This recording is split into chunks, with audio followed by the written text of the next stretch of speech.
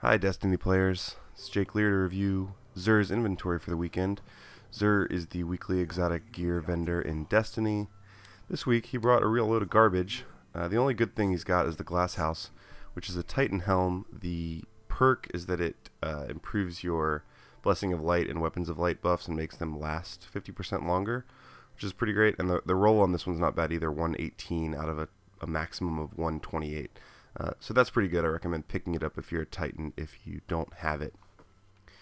Up next is the Don't Touch Me's. These are hunter gloves, and don't get me wrong, it's a good exotic. It's situational, so taking damage from a melee attack makes you briefly invisible.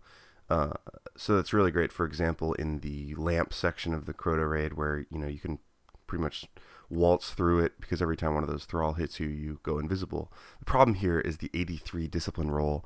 That's 30 points off the maximum of 113, and it's just a really bad roll. So I'd really wait on these, unless you're really itching for them.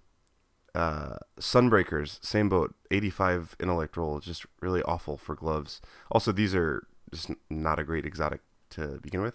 They look kind of neat if you're goofing around in the tower, but beyond that, I totally pass on those as a Warlock. Dragon's Breath, again, is a underwhelming exotic.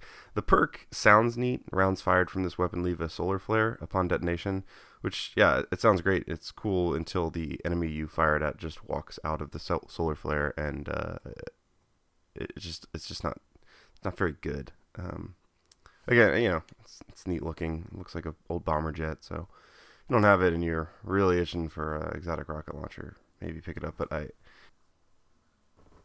just can't recommend it.